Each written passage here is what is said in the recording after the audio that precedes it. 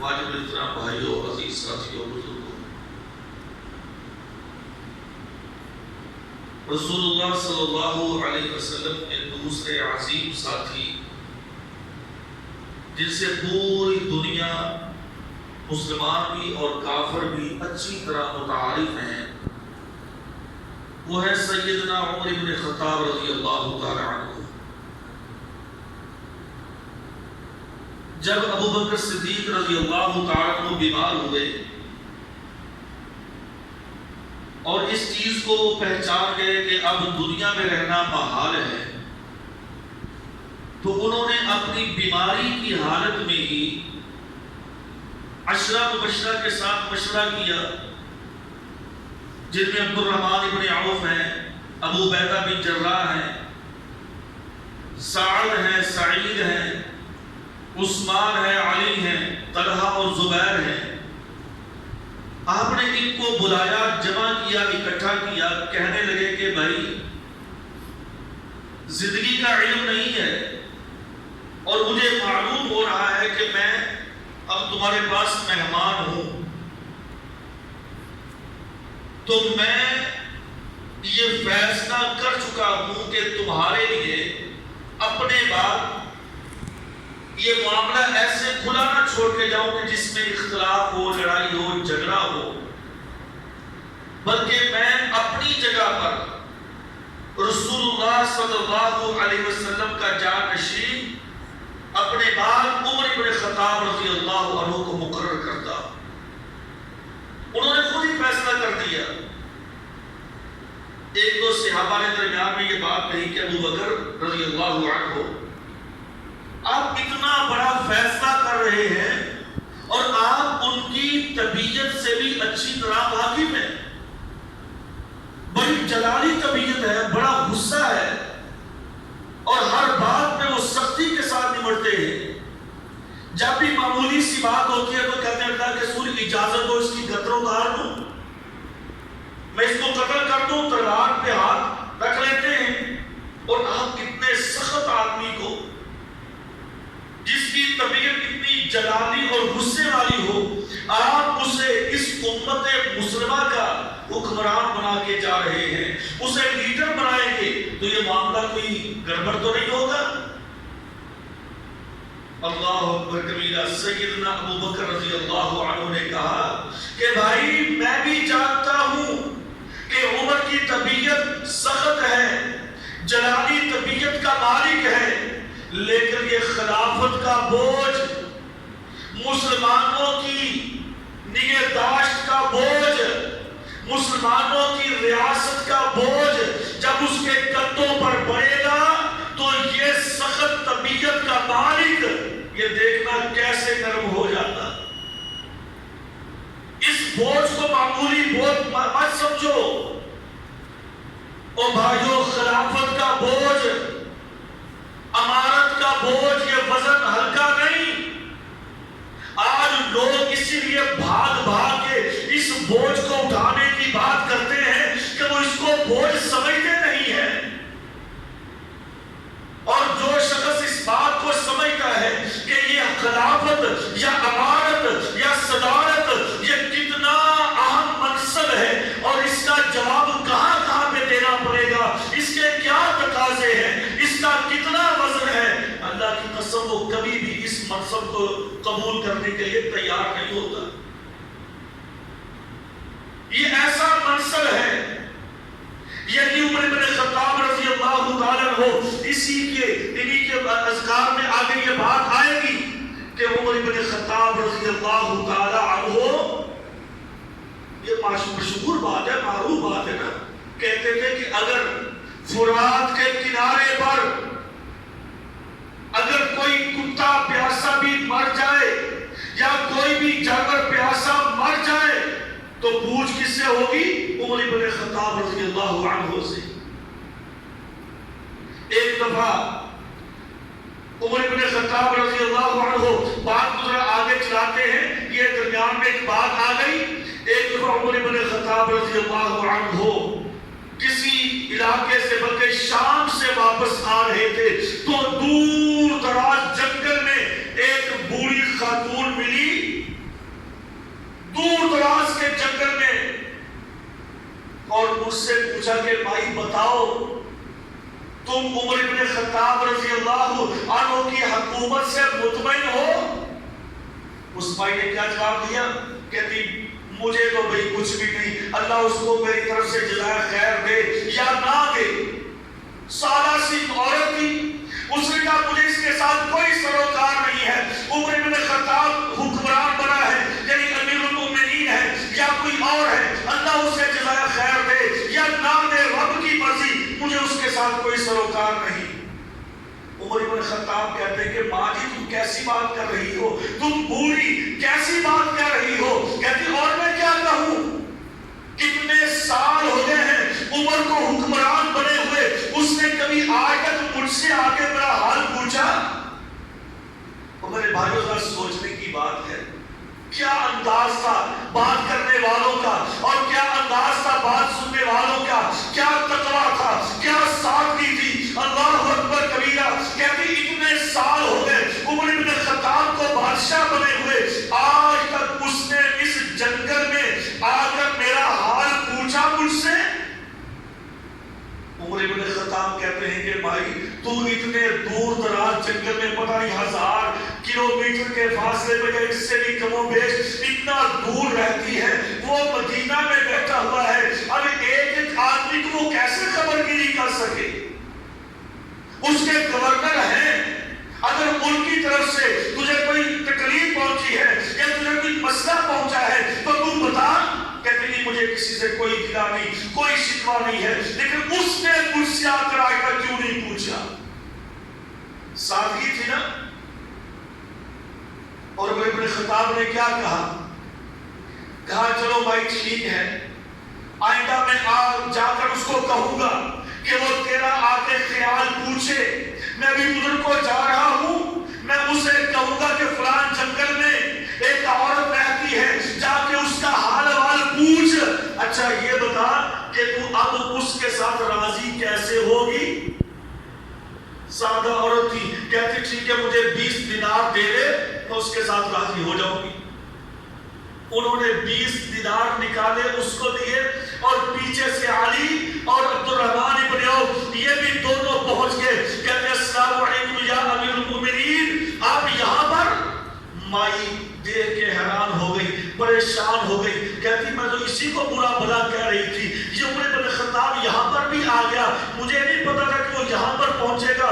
मैं सिर्फ ये कहना चाहता हूँ, रियासत मदीना का दावा, और आज एक नहीं हजारों जुर्म होते हैं, बेशुमार जुर्म हैं। मैं किसी एक जुर्म की बात नहीं करता, ये मोटरे का जुर्म है या कसूर का जुर्म है या तौसा का जुर्म है या बेशुमार जुर्म है।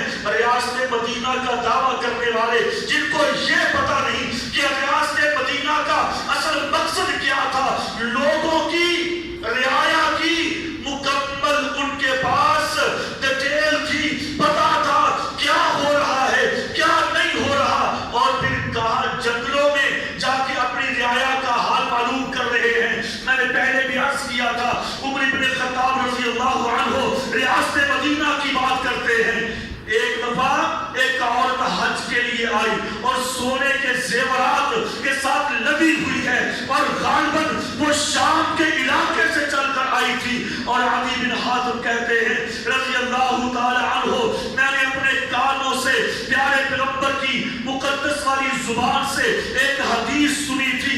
आपने फरमाया था कि अदी अगर तू जिंदा रहेगा तो देखना तेरी उम्र के अंदर तेरी जिंदगी में एक औरत हिरा से चलेगी, हिरा से यानी मुल्के शाम से जेवरात के साथ लदी होगी, और शाम से चलकर मक्का में आएगी और बैतुल्लाह का हज करेगी, फिर वापस जाएगी, अकेली होगी, तन्हा होगी, सवारी पे होगी।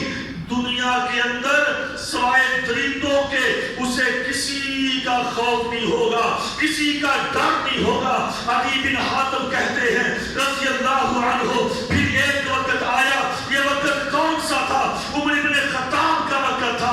कहते मैंने देखा एक औरत हिरा से आई, मैंने उससे पूछा भी था कि भाई तू कहां से आई है? उसने कहा मैं शाम के इलाके से آئی ہوں اور اس کے سونے کے زیورات پہنے ہوئے تھے. میں نے کہا تجھے ڈر نہیں لگا, تجھے خوف نہیں آیا؟ کہاں سے چل کر تقریباً 1500-1600 کلومیٹر, 1500-1600 میٹر نہیں, 1500-1600 کلومیٹر, اتنا لمبا فاصلہ طے کر کے کم از کم مہینہ تو لگا ہوگا. راتیں بھی آئی, دریا بھی آئے, صحرا بھی آئے, جنگلوں بیابان بھی آئے, تو اکیلی چل کے آئی ہے, تجھے رستے میں کسی نے نہیں روکا.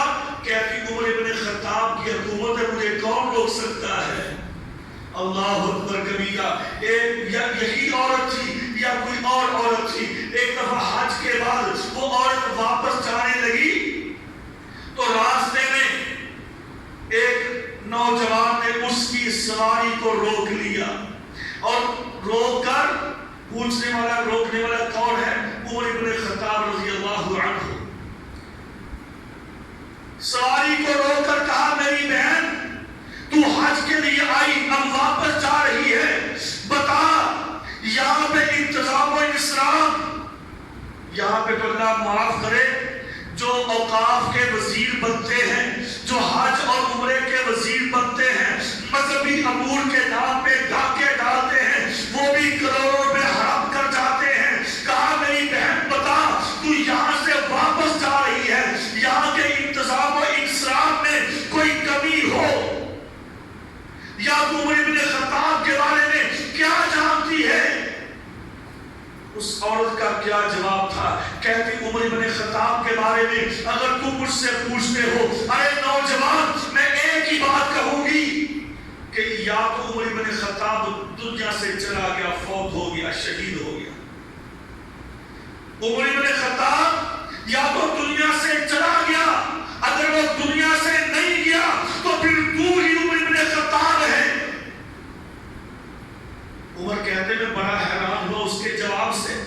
جواب کیا کیا, سوال کیا دیا اس نے؟ ہاں سوال کیا کیا, جواب کیا؟ سوال تو میں نے یہ پوچھا کہ میری بہن بتا عمر ابن خطاب کے بارے میں, مسلمانوں کے حکمران کے بارے میں تیری کیا رائے ہے؟ آگے سے جواب اس نے دیا, یا تو ہے یا عمر دنیا سے چلا گیا ہے. میں اس کی بات کو سمجھا نہیں. سالم جو کہ عمر ابن خطاب کے غلام تھے, انہوں نے پوچھا میری بہن اس کی وضاحت کیجئے. کہتی وضاحت کرنے کی ضرورت نہیں ہے, اس لیے کہ اگر عمر ابن خطاب آج زندہ ہوتا تو میں رب کو گواہ بنا کے کہتی ہوں کسی اجنبی کی یہ جرأت نہ تھی کہ وہ راستے میں چلتی ہوئی عورت کا ایک سواری یا اونٹ روک کے پوچھ سکے کہ تو کون ہے اور کہاں سے آئی ہے, تیرے کیا معاملات ہیں. اگر وہ دنیا میں ہوتا تو کسی کی جرأت نہ ہوتی. ہاں, یا پھر عمر ابن خطاب خود ہی ہے جو اپنی رعایا کے متعلق اپنے بارے میں سوال جواب کر رہا ہے. کہا تو نے ٹھیک کہا, یہ امیر المومنین عمر ابن خطاب ہی ہے. میں عرض کرنا چاہتا ہوں یہ ہے ریاست مدینہ. ابوبکر رضی اللہ تعالیٰ عنہ ان کو اپنا جانشین مقرر کر کے چلے گئے, اور جب انہوں نے اس ملک کی, بلکہ اس ملک کی نہیں, اس ملت اسلامیہ کی, اس کی خلافت کا بوجھ اپنے کندھوں پہ اٹھایا, تو یہ عمر ابن خطاب رضی اللہ تعالیٰ عنہ اب یہ نکلے, ایسے نکلے.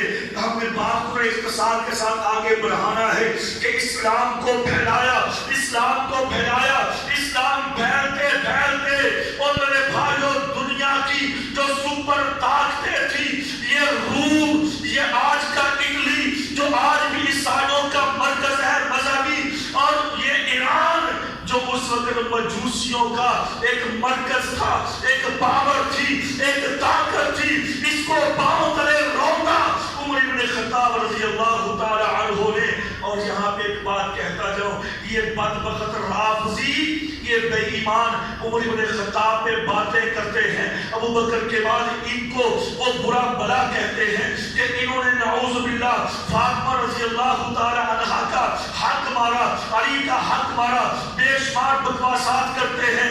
ایک بات چھوٹی سی کہنا چاہتا ہوں, اور جاہل و اندھے اور عقیدے سے دور, اسلام سے دور لوگوں, تمہیں تو احسان مند رہنا چاہیے عمر ابن خطاب کا. کیوں؟ اس اس لیے کہ تمہاری ماں ہے جس کو تم سمجھتے ہو شہر بانو، امام حسین کی والدہ، وہ کہاں سے آئی تھی؟ ایران سے تو آئی تھی۔ اور ایران سے کیسے آئی تھی؟ عمر بن خطاب نے سعد بن ابی وقاص کے ذریعے ایران کو فتح کیا، ان مجوسیوں کو شکست دی، تبھی تو وہ لونڈی بن کر آئی تھی، اور پھر سب سے زیادہ خوبصورت تھی اور بادشاہ کی بیٹی تھی۔ عمر بن خطاب کہتے ہیں اللہ اکبر، یہ شہزادی ہے نا تو میں بھی اس کو شہزادے کے لیے پسند کرتا ہوں۔ اپنا بیٹا بھی تھا، عبداللہ بھی تھا، پوتا بھی تھا، اور بھی بیٹے تھے، ابو بکر کے بیٹے بھی تھے، عثمان کے بیٹے بھی تھے۔ کہا یہ شہزادی ہے، میں شہزادے کے لیے پسند کرتا ہوں، اور دنیا کے لوگوں بتلاؤ پھر عمر نے کس کے لیے پسند کیا؟ کہا علی ادھر آؤ۔ لوگوں نے سمجھا شاید علی کے لیے پسند کیا۔ کہا علی تمہارا بیٹا حسین کدھر ہے؟ میں اسے شہزادہ سمجھتا ہوں، اور یہ بھی شہزادی ہے، جاؤ میں اس کو دیکھتا ہوں، وہ اس کے ساتھ نکاح کرے، یہ اس کو لونڈی بنا کے رکھے، یہ چونکہ شہزادی ہے میں شہزادے کو دیتا ہوں۔ ان کو تو احسان نہیں بھولنا چاہیے بدبختوں کو۔ عمر بن خطاب رضی اللہ عنہ کا، اچھا میں تھوڑی سی بات یہاں پہ اور کرتا چلا جاؤں، پھر تفصیل سے پھر کہیں گے۔ امام حسن کے بھی بیٹے تھے، امام محمد کے بھی بیٹے تھے، جو ان کے تیسرے بھائی تھے، یہ 11 بھائی تھے، باقی بھی بیٹے تھے۔ چلو حسن و حسین کی بات کرتے ہیں تو امام حسن کے بیٹے بھی تھے، امام حسین کے باقی بیٹے بھی تھے، صرف ایک زین العابدین کا نام کیوں ہے؟ اور بھائی سوچنے کی بات ہے، اللہ کی قسم یہ لوگ اہل بیت سے محبت نہیں کرتے۔ اہل بیت صرف ایک دھوکہ ہے، دھوکہ، ہمیں بیوقوف بناتے ہیں۔ اہل بیت سے بغض ہے ان کو، اہل بیت سے نفرت ہے۔ اگر اہل بیت سے محبت ہے تو اہل بیت صرف شہر بانوں کی اولاد ہے، امام حسن کی اولاد اہل بیت نہیں۔ امام حسین کے باقی ابو بکر، عمر، جن کو علی اصغر کہتے ہو، علی اکبر کہتے ہو، کیا ان کی اولاد اہل بیت نہیں؟ کیا سکینہ کی اولاد، کیا زینب کی اولاد؟ اگر فاطمہ سے سلسلے چلاتے ہو رضی اللہ تعالی عنہا سے، تو پھر سکینہ سے بھی سلسلہ چلاؤ۔ کیا یزید کی اولاد اہل بیت سے نہیں؟ اس لیے کہا کہ سکینہ کی زینب کا بعد میں نکاح ہوا تھا یزید کے ساتھ۔ اٹھا کے دیکھو تاریخ کی کتابیں، یہ لوگ ہمیں لڑاتے ہیں، اہل بیت کا نام لے کے دھوکہ دیتے ہیں۔ اچھا دیکھ رہے یہ جتنے بھی جو 12 امام بنائے ہیں، انہوں نے 12 امام، فلاں امام، فلاں امام، یہ سارے کس نسل سے ہیں؟ شہربانوں سے۔ کیا امام حسین کی ایک بیوی تھی؟ کیا امام حسین کا صرف ایک بیٹا تھا؟ 27 بیٹے بیٹیاں تھے امام حسین رضی اللہ عنہ کے، ان میں سے کسی کا نام کیوں نہیں لیا جاتا؟ ایک زین العابدین کا نام کیوں؟ اس لیے کہ یہ شہر بانوں کا بیٹا تھا، اور شہر بانوں میں نے بتایا اس کی ہسٹری کہ یہ مجوسی عورت تھی، مسلمان تو بعد میں ہوئی ہے۔ جب ان سے نکاح کیا سیدنا حسین رضی اللہ عنہ نے، پہلے تو یہ مجوسی عورت تھی، ایرانی تھی، یہ پارسی تھی، آتش پرست تھی، اور اسی لیے ہم کہتے ہیں کہ یہ بھی آتش پرست لوگ ہیں۔ آگ پہ ماتم کرنا، آگ کو جلانا، حقیقت میں یہودی النسل ہے، عبداللہ بن سبا میں سے ہے۔ عبداللہ بن سبا کی ساری تربیت، سارے ذہن، سارے نظریات وہ بالکل وہی ہیں، اور خود مانتے ہیں کہ عبداللہ بن سبا نے اہل بیت کی محبت کا ڈنڈورا پیٹا، اور اسی نے عبداللہ بن سبا نے اہل بیت سے سب کو بائیکاٹ کر کے، سب کو سائلنٹ کر کے، صرف ایک شہربانوں کی اولاد کو اہل بیت میں رکھا ہے۔ اور ہمیں کہتے ہیں ہم اہل بیت سے محبت کرتے ہیں، کہتے ہیں علی بھی اہل بیت سے ہے، آج حسن حسین بھی اہل بیت سے ہیں، فاطمہ بھی اہل بیت سے ہیں، ہم نے کب انکار کیا ہے؟ کہتے ہیں لہٰذا یہ بھی ان کی بھی اولاد بھی اہل بیت سے ہوئی نا، تو پھر امام حسن کی باقی اولاد، امام حسین کی باقی اولاد، حاجی محمد بن علی کی باقی اولاد، اور باقی بھائیوں کی باقی اولاد، ان کا ذکر کیوں نہیں ہے؟ صرف ایک شہر بانوں کی اولاد میں سے 12 امام کہ اس بات کی کھلی लाश परस्त है, ये वही मजूसी है, ये वही यहूदी है, ये बस उसी को मुकाम दे के लोगों को धोखा देते कि हम अहले बैत से मोहब्बत करते हैं। कोई अहले बैत से मोहब्बत नहीं। तो मैं बात ये कर रहा था, उमर इब्न खत्ताब रज़ी अल्लाह ताला अन्हु ने कहा कि ये शहजादी है, मैं शहजादे को देना चाहता हूँ, अली लाओ अपने बेटे हुसैन को, मैं ये उसको देता हूँ, ये उसके साथ निकाह कर ले, ये उसको लौंडी बना के अपने पास रखें। तो इमाम हुसैन रज़ी अल्लाह ताला अन्हु ने इसको आजाद करके इसके साथ निकाह कर लिया, इसको अपनी बीवी बना लिया।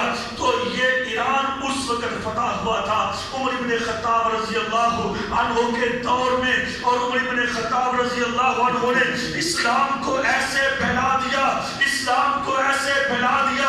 अबू हुरैरा कहते हैं रज़ी अल्लाह ताला अन्हु कि मैंने प्यारे पैगंबर से सुना, आपने फरमाया कि लोगों ऐसे फितने आएंगे, ऐसे फितने आएंगे कि जिनका रोकना मुश्किल हो जाएगा। लेकिन एक बात याद रखिए, जब तक एक दरवाजा बंद है, फितने तुम्हारा कुछ भी नहीं बिगाड़ सकते, और जब वो दरवाजा टूट गया, फितने आंधियों की तरह आना शुरू हो जाएंगे। सही बुखारी की हदीस है। और पूछने वाले ने पूछा कि इससे मुराद क्या है? कहते इससे मुराद उमर इब्न खत्ताब है। प्यारे पैगंबर ने फरमाया कि उमर ये वो दरवाजा है जिसने फितनों को बंद करके रखा हुआ है, और जिस दिन ये दरवाजा टूट गया, फिर फितने इतने ज्यादा आएंगे कि उसके बाद संभालने मुश्किल हो जाएंगे। क्यों फितनों का रद्द हो, क्यों फितनों को बंद किया हुआ है?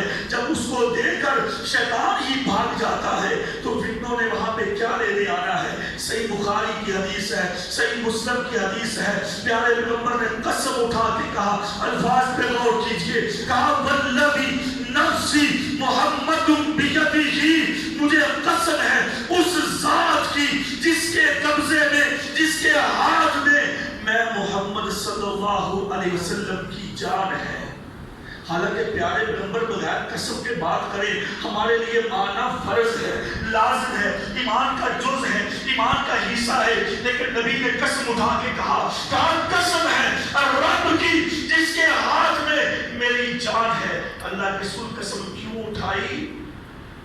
कहा अय्युहल खत्ताब, अय्युहल खत्ताब, इब्न खत्ताब, यानी उमर खत्ताब के बेटे, मैं कसम उठा के कहता हूं, मा लगियक शैतान सारिकन फज्जन कत्तु, अल्लाह की कसम, जिस रास्ते पे तू चलता है और रास्ते पे चलते हुए ये बेईमान शैतान की नजर तुझ पे पड़ जाए, लफ्ज क्या है? सारिकन फज्जन कत्तु। कत्तू का माना, जो दुनिया की डिक्शनरी उठा के देख लो, कत्तू का माना है क़यामत तक, यानी कभी भी ये नहीं कहा कि मेरे होते हुए, जैसे कि बदबख्त कहते ना कि बस प्यारे पैगंबर के होते हुए वो इस्लाम के करीब थे, प्यारे पैगंबर गए तो नौज़ बिल्लाह ये मुर्तद हो गए। ये आप भी मुर्तद हैं। हालांकि इन्होंने मुर्तद की क्या डेफिनेशन कर दी है?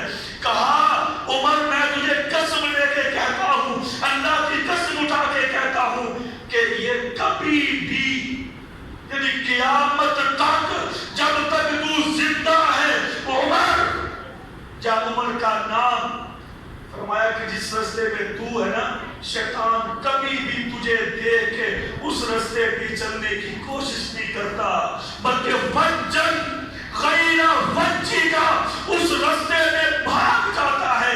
फज्जन कहते हैं जैसे बारूद भरता है ना, तफजीर से तफजीर, फजर यानी कि भूजना, जैसे बारूद बढ़ता है तो उसके टुकड़े दूर दूर निकल जाते हैं, इतनी तेजी के साथ बढ़ता है। कहा शैतान तुझे देखकर इतनी तेजी से अपना रास्ता बदल लेता है कि सामने उमर आ रहा है। ओ भाई, ये किसका खासा है, ये किसकी फजीलत है, ये किसका मुकाम है? ये वो शख्सियत है जिसके बारे में प्यारे पैगंबर ने नबूवत वाली जुबान से दो अल्फाज में कहा, लौ कान नबियुन बअदी لکان عمر، لوگوں میں آخری نبی ہوں، میرے بعد کوئی نبی نہیں آئے گا، لیکن میں ایک بات تمہیں بتلا دوں، اگر میرے بعد کوئی نبی آتا تو لکان عمر، وہ عمر تھا جس میں وہ سارے خصائص، سارے مناقب، سارے فضائل، ساری خصوصیات جس میں بے عطن موجود ہے جو کہ ایک نبی کے اندر ہونی چاہیے۔ اگر میرے بعد کوئی نبی ہوتا تو عمر ابن خطاب نبی ہوتا۔ اچھا یہاں پر میں ایک چھوٹی سی بات کہنا چاہتا ہوں، ہمارے بہت سارے واعظین، بہت سارے مقررین اپنی تقریر میں رنگ بھرنے کے لیے عمر بن خطاب رضی اللہ عنہ کے ایمان لانے کا واقعہ بڑا عجیب و غریب قسم کا بنا کے پیش کرتے ہیں کہ جی جب کفار مکہ نے پیارے پیغمبر ہجرت کر کے گئے تو کفار مکہ نے انہوں نے انعام رکھ دیا، تو عمر بن خطاب بھی اپنی تلوار لیے نکلے اور رستے میں ایک آدمی نعیم بن عبداللہ ملا، آج عمر کدھر جا رہے ہو؟ کہا میں پتہ کرنے جا رہا ہوں محمد صلی اللہ علیہ وسلم کا، چونکہ اس نے نیا دین پھیلا دیا ہے۔ اس نے کہا اس کو پوچھنے سے پہلے اپنے گھر میں تو دیکھ لو، تیری بہن فاطمہ اور تیرے بہنوئی سعید بن زید جو کہ عشرہ مبشرہ سے ہیں، یہ دونوں مسلمان ہو گئے ہیں۔ عمر کے غصے کی انتہا نہ رہی، عمر نے اپنا رخ موڑا سیدھا اپنے بہنوئی کے گھر میں اور جا کے ان کو لٹایا، ان کو مارا پیٹا۔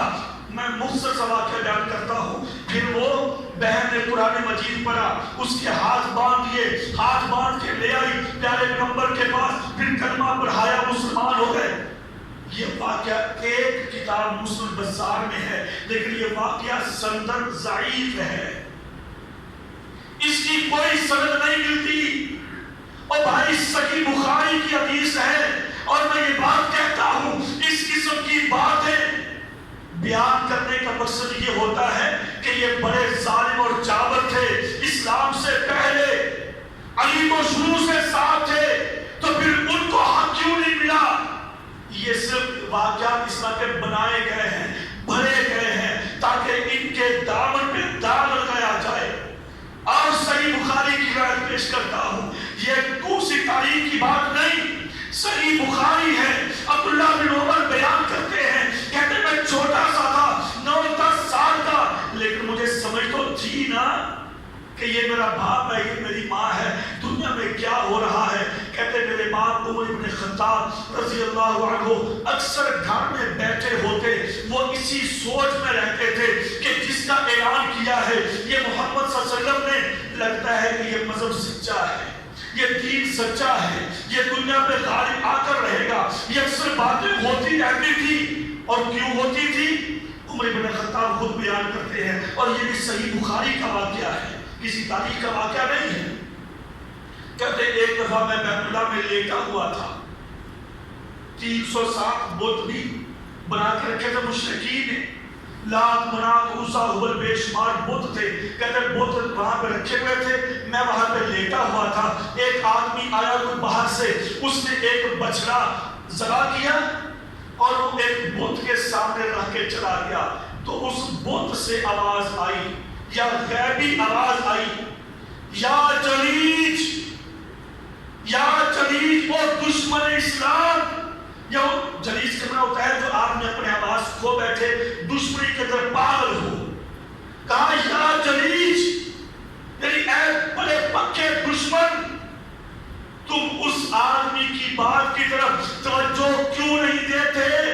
امر النجیح وقول الفصیح یقول لا الہ الا اللہ، تم ادھر توجہ کیوں نہیں دیتے جو تمہیں نجات کی طرف بلا رہا ہے، اور جس کے واضح لفظ ہیں، فصیح و بلیغ ہیں، جو کہتا ہے ایک اللہ کے علاوہ کوئی نہیں، تم ادھر توجہ کیوں نہیں دیتے؟ کہتے جب یہ آواز آئی، اسے بخاری کے حدیث بیان کر رہا ہوں، جب یہ آواز آئی سارے لوگ ڈر کے بھاگ گئے کہ پتہ نہیں کوئی جن ہے، کوئی بھوت ہے، کیا ہے۔ عمر بن خطاب کہتے ہیں میں تھوڑا سخت طبیعت تھا، میں نے کہا نہیں سنتا یہ کیا کہتا۔ اس نے دوبارہ پھر یہی جملہ دہرایا، یا جلیج امر النجیح وقول بلیغ وفصیح یقول لا الہ الا اللہ، اور دشمنوں اس بندے کی بات مان لو جو تمہیں نجات کے لیے بلاتا ہے اور وہ ایک اللہ کی دعوت دیتا ہے، توحید کا اعلان کرتا ہے۔ عمر بن خطاب کہتے میں سوچ میں پڑ گیا کہ یہ آواز کس کی ہو سکتی ہے۔ باہر کا اس کے بعد آواز تو نہیں آئی، لیکن میں دن رات یہ سوچتا رہتا تھا کہ یہ کون سا معجزہ ہے، کون سی بات ہے۔ آخر چند دنوں کے بعد پیارے پیغمبر صلی اللہ علیہ وسلم نے نبوت کا اعلان کر دیا۔ وہ بات میرے ذہن میں گھومنے لگی کہ ہاں اسی بات کی وہ دعوت دے رہا تھا، وہ فرشتہ تھا یا جن تھا یا کیا تھا، اس کے بارے میں مجھے علم نہیں، لیکن مجھے سمجھ آ گئی کہ وہ اسی دین کی دعوت دے رہا تھا۔ اور اس کے بعد پھر کہتے میں نے دلچسپی لینا شروع کر دی اسی دین کے بارے میں، اسلام کے بارے میں۔ ایک دن میں نکلا، میں نے کہا محمد صلی اللہ علیہ وسلم کی قرات، آپ کی تلاوت سنو تو صحیح کہ یہ کیا کہتے ہیں۔ اور جو مکہ کے اندر چند پڑھے لکھے لوگ تھے ان میں سے ان کا بھی شمار ہوتا تھا۔ کہتے میں گیا، پیارے پیغمبر نے اپنی نماز شروع کی، سورہ الحاقہ پڑھنے لگے اور اس میں سارا قیامت کا ذکر ہے۔ کہتے لگے میں نے سوچا یہ واقعی کافیے کے ساتھ کافیہ ملتا جا رہا ہے، الفاظ کے ساتھ الفاظ ملتے جا رہے ہیں، یہ تو شاعرانہ کلام ہے، شاعرانہ۔ اور میں بھی دل میں یہ سوچ رہا تھا کہ آپ نے یہ آیت پڑھی کہ اِنَّهُ لَقَوْلُ رَسُولٍ كَرِيمٍ وَمَا هُوَ بِقَوْلِ شَاعِرٍ قَلِيلًا مَا تُؤْمِنُونَ، یہ نبی اللہ کا رسول ہے، یہ شاعر نہیں ہے اور تھوڑے لوگ اس پر ایمان لاتے ہیں۔ کہتے جب پیارے پیغمبر نے یہ آیت پڑھی نماز میں، نفل میں، تو میرے خیال میں دل میں خیال ہے ہاں لوگ ٹھیک ہی کہتے ہیں، یہ تو کاہل بھی ہے، یہ تو دل کی باتیں بھی جان لیتا ہے۔ میں نے دل میں سوچا انہوں نے کہہ بھی دیا، اللہ اکبر کبیرہ۔ اور ساتھ ہی آپ نے اگلی آیت پڑھی وَلَا بِقَوْلِ كَاهِنٍ قَلِيلًا مَا تَذَكَّرُونَ، اور لوگوں میرا یہ نبی کاہن بھی نہیں ہے، یعنی نجومی، یہ کاہن، یہ وہ بھی نہیں، یہ شاعر بھی نہیں۔ تو عمر بن خطاب کہتے ہیں پھر میں سوچنے لگا پھر یہ کیا ہوگا۔ آپ نے اگلی آیت پڑھی تنزیل من رب العالمین ولو تقبل علینا بعض الاقاویل لأخذنا منہ بالیمین، کہ یہ جو اس کے پاس کلام ہے، جو پڑھ رہا ہے، اس کا اپنا بنایا نہیں، یہ کہانوں کا کلام نہیں، بلکہ تنزیل من رب العالمین، رب العالمین نے آسمان سے جبریل کے ذریعے اس کتاب کو، اس کلام کو نازل کیا ہے اس پیغمبر کے قلب اطہر پر، قلب امین پر۔ عمر بن خطاب کہتے ہیں جب میں نے ان آیات کو سنا میں نے اپنے دل میں یہ بات ٹھان لی ابھی میں صبح جاؤں گا اور میں جا کے اس کے بارے میں ساری بات چیت کروں گا۔ اور صبح ہوئی، پیارے پیغمبر کے پاس تشریف لے آئے اور کہا کہ جی آپ جو کلام پڑھتے ہیں اس حوالے سے مجھے گائیڈ تو کریں، ذرا مجھے بتائیں تو صحیح۔ پیارے پیغمبر نے عمر بن خطاب کے سینے پہ ہاتھ مارا اور دعا کی کہ یا اللہ عمر کا سینہ اسلام کے لیے کھول دے۔ اللہ نے سینہ کھول دیا، عمر بن خطاب مسلمان ہو گئے رضی اللہ تعالی عنہ۔ اور اس پر صحیح بخاری کی حدیث بھی بیان کرتا ہوں، پیارے پیغمبر فرماتے ہیں، انس بن مالک رضی اللہ تعالی عنہ کہتے ہیں آپ نے ایک دفعہ فرمایا کہ آج رات میں نے خواب کے اندر دیکھا، نبی کا خواب وحی ہوتا ہے، کہا میں نے خواب میں دیکھا کہ اللہ رب العالمین نے مجھے دکھایا خواب کے اندر کہ میرے ہاتھ میں دودھ کا پیالہ ہے، شریبۃ اللبنی، میں نے اس کو پیا، اتنا پیا کہ میرے ناخنوں میں دودھ نظر آنے لگا۔ اس کے بعد میں نے ابوبکر کو دیا، ابوبکر نے 2-4 گھونٹ پڑے، جتنا انہوں نے پینا تھا پیا، پھر میں نے عمر کو دے دیا، عمر نے خوب سیر ہو کے پیا۔ صبح کو جب پیارے پیغمبر نے یہ خواب بیان کیا، صحابہ نے عرض کیا اللہ کے رسول اس کی تعویل کیا ہے؟ آپ نے فرمایا اس کی تعویل علم ہے، اس کی تعویل دین ہے۔ اور یہ بھی صحیح بخاری کی حدیث، صحیح مسلم کی حدیث، آپ نے فرمایا کہ میں نے دیکھا خواب کے اندر، میں پھر کہتا ہوں نبی کا خواب وہی ہوتا ہے۔ آپ نے فرمایا میں نے رات کو دیکھا کہ کنواں ہے، اس سے میں پانی نکال رہا ہوں، میں نے اس میں سے چند ڈول پانی کے نکالے، پھر میں تھک گیا، سائڈ پہ ہو کر بیٹھ گیا۔ پھر میں نے ابن ابی قحافہ کہ ابو بکر کو کہا، ابو بکر آؤ اس میں سے پانی نکالو۔ ابو بکر نے اس میں سے کچھ ڈول پانی کے نکالے اور وہ بھی سائڈ ہو کر بیٹھ گئے۔ پھر میں نے کہا عمر تم آؤ۔ عمر نے اتنا پانی نکالا کہ ساری زمین سرسبز یعنی کہ وہ سیراب ہو گئی۔ مویشیوں نے پانی پیا، لوگوں نے پانی پیا، ہر طرف پانی ہی پانی۔ فما اولتہ یا رسول اللہ صلی اللہ علیہ وسلم، صحابہ نے کہا اللہ کے رسول کیا تعبیر بتاتے ہیں؟ آپ نے فرمایا اسلام ہے، دین ہے کہ عمر کے دور میں اسلام اتنا غالب ہو جائے گا، اسلام اتنا پھیل جائے گا کہ دور دراز کے علاقے، اسی لیے تو کہتے ہیں کہ جتنا لمبا عرصہ اور ہاں اتنے کم عرصے میں اتنی دور تک، کچھ لوگ کہتے ہیں 22 لاکھ، لیکن اگر حدود اربع کا دیکھا جائے، جانچ پڑتال کی جائے تو 22 لاکھ نہیں بنتا، یہ کم و بیش 38 لاکھ مربع بھی حکومت بنتی ہے۔ 22 لاکھ ایک بس مشہور ہو گئی ہے بات، ورنہ 22 لاکھ بنتی نہیں ہے۔ دیکھ لیجئے مصر بھی سارا شامل ہے، شام بھی اس کے اندر ہے، ایران بھی اس کے اندر ہے، اور افغانستان کے کچھ علاقے بھی اس میں شامل ہیں، آذربائیجان تک، یہ بھی اوپر کا، یہ ایران، عراق اور بھی یہ سارے علاقے، یہ کم و بیش 38 لاکھ مربع میل بنتی تھی حکمرانی۔ اور اسی لیے تو کافر مائیکل ہارٹ جس نے 100 عظیم کتاب لکھی ہے، اپنی کتاب میں وہ لکھتا ہوا ہے، کہہ گیا ہے تھا کہ وہ انگریز بے ایمان عیسائی کہتا ہے کہ عمر جیسا اگر ایک بندہ دنیا میں اور آ جائے یا عمر ہی 10 سال اور زندہ رہ جاتا تو پوری دنیا میں اسلام کے علاوہ کوئی دوسرا مذہب ہی نہ ہوتا۔ یہ اسلام کی اشاعت تھی، اسلام کو پھیلایا۔ تو میرے محترم بھائیوں، فضائل و مناقب کے حوالے سے ہم اکثر سنتے رہتے ہیں ان کے کارنامے کیا ہیں، جنگ قادسیہ اور پھر مدائن بیت المقدس، اس کے حوالے سے انشاءاللہ آئندہ خطبے میں بیان کریں گے۔ اللہ عمل کی سمجھنے کی توفیق دے۔